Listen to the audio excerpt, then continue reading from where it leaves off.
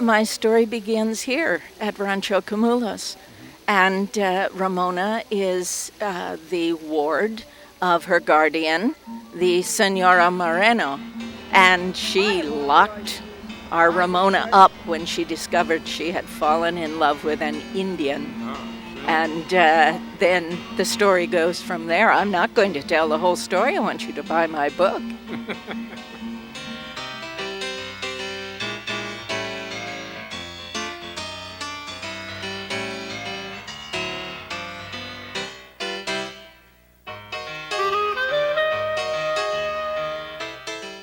An epic tale of romance and tolerance is brought to life at the Rancho Camulos Museum in Piru, California. Known as the home of Ramona, the museum is a living monument to Helen Hunt Jackson's classic 1884 novel, and each year celebrates with music, dance, and reenactments of the original story. In the course of the history of the site, there was a visitor in 1884, and she was entranced with this building because she was an Indian activist who was writing to the Department of Interior about the way Indians were being treated in the West. So when she wrote Ramona, it was the Western version of a book that had been written about slavery. It caused a huge reaction in the East, and it brought people to the West Coast who would never have come here had they not read the book Ramona, which came out in 1885, telling the story of a Mexican girl and an Indian boy who fell in love. In 1910, moviegoers were first exposed to the Ramona saga in this silent film starring Mary Pickford. The 11-minute adaptation was filmed on the actual site, and it attracted visitors eager to experience the home of Jackson's characters. At today's Ramona Days celebration, author Helen Hunt Jackson entertains again, courtesy of this living history presentation. I published in 1884, and I'm trying to fight for the Indian cause, but everyone that reads it says what a lovely romance it is. So it's not just a romance, but it's a cause. Is it your cause? Absolutely. I've been fighting for the Indians since 1879. I heard a Ponca Indian chief talking about what was done to his people, and I was aghast.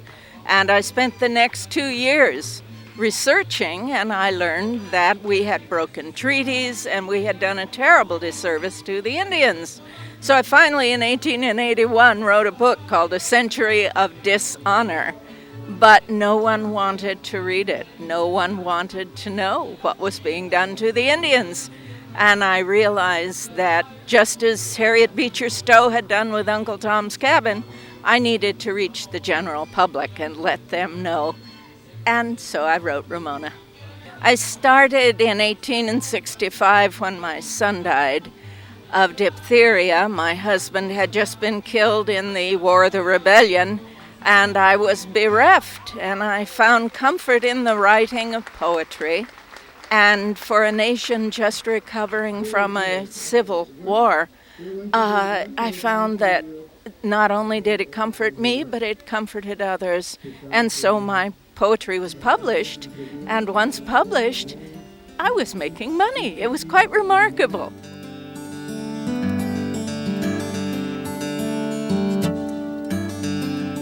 Eager for stories to tell on their new medium, Hollywood discovered Jackson's novel and cast America's sweetheart, Mary Pickford, in the role of Ramona.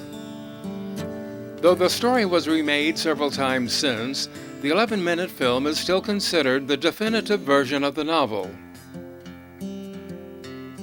Each year, Ramona is commemorated with an event celebrating everything related to Jackson's immortal characters.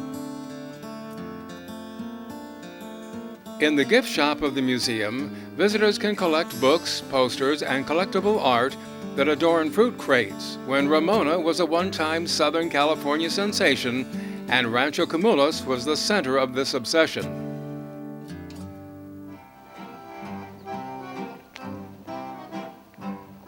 On the south lawn, just off the porch, a group of dancers from Hemet, wearing period costumes, entertain visitors with dance and music from the era.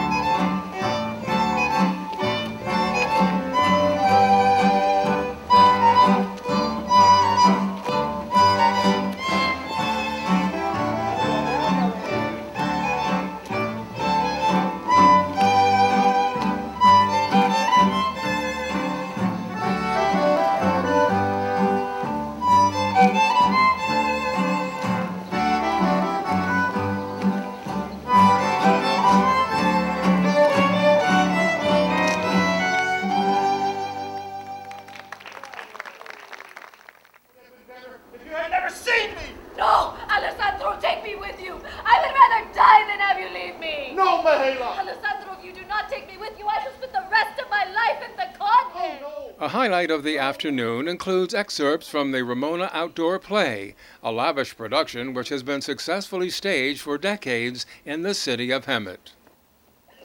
No! Today, we are having people who replicate that event in the book, who are here from Hemet. Hemet has an annual Ramona Festival for 3 weeks where they perform that play, Ramona, taken from the book Ramona, which was written by Helen Hunt Jackson. And so they are here today with their dances and vignettes from the play that they perform in Hemet to do it on the south porch of this adobe, which was used in 1910 as the theater site for the movie that came out in 1910 and that can still be seen in one of the buildings here on the site.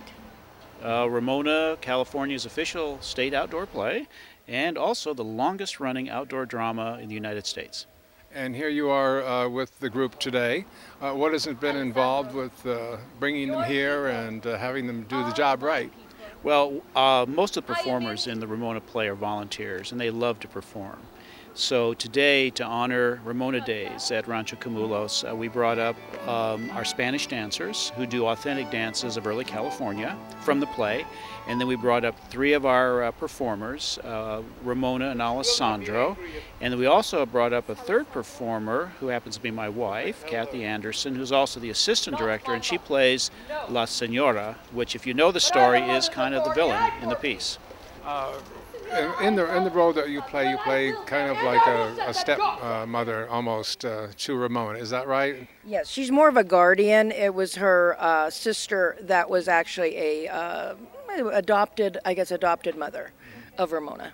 So as that character, you did not approve of the relationship from what I saw on the play? Oh, I didn't approve of anything. The relationship of my sister with the Scottishman that, and his relationship that produced Ramona, and then my sister adopting Ramona. I wasn't pleased about the whole thing, but when my sister died, I did the right thing and I took on Ramona as a young child. I believe it's a tradition every year now. That's correct. Ramona has been performed in Hemet since 1923. It's based totally on Helen Hunt Jackson's novel Ramona, and I think that's important to know that any of the characters we see in the play are based on that novel. In fact, our mission statement is to honor the novel by Helen Hunt Jackson. But yes, we've been there since 1923 in this beautiful outdoor amphitheater. We performed the last 2 weekends in April and the first weekend in May. It's done outdoors during the day. Show starts at 4:30. And if anybody's interested, they can go online, ramonabowl.com, and give you all the information on the tickets. Though Jackson's novel helped to bring fame to the site, Rancho Camulos has a storied history since the Duvalier family established it in 1853. And visitors who tour the adobe are treated to a cultural landmark that has been painstakingly restored after suffering severe earthquake damage. It had been a structure that was constructed originally for the first part in 1843, and in the years developing events within the family itself of the Del Valles necessitated specific rooms on the west wing to be built one at a time to house the growing family members. Consequently, when the earthquake came, the house had reached 8,000 square feet in size, which was quite a bit larger than the original adobe that was constructed. In those ensuing years, too, there were many workers on the ranch. So by 1862, they put in the fountain, which was rebuilt recently with funds contributed for that specific purpose, and now is running most of the time simply because the ambiance that it creates, particularly on a warm day, cannot be equaled by any other feature on the location. Another building I see is something that looks like the chapel. Was that on the grounds at the time? The Señora del Valle built the chapel in 1862 in memory of a friend who had gone to the Civil War. She prayed every day for his return, and in the ensuing years, it became a halfway point between the San Fernando Mission and the Ventura Mission, not only for locals to be married, buried, and baptized in, but also a place where Mass would be said by the priest en route between the two missions, so that any service that was done under the auspices and support of the Catholic Church. And then there are private family events that are held here with weddings and so forth within this particular little chapel. And it's considered one of the most historic sites on this particular location. This location is, by the way, a National Historic Landmark, I believe.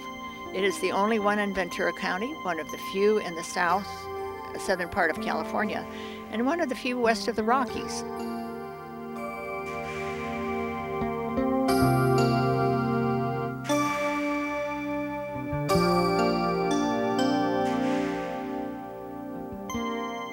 With a steady stream of reenactors adding authenticity to the afternoon events, it is easy to get caught up in the pomp and circumstance that makes this historic tale so appealing.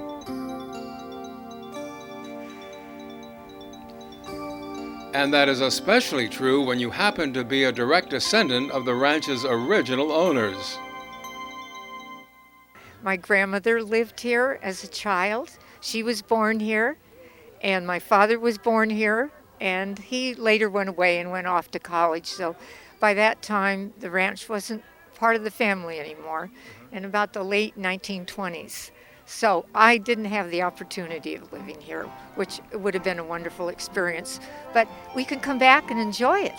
And all the other people in the area can come back and enjoy it too. And they can see what early California was all about. And I think that's a wonderful tribute to the area, to the people that have put this on, and maybe to the state and California. So I think it's a wonderful place, and I hope more people have the opportunity to come and see it.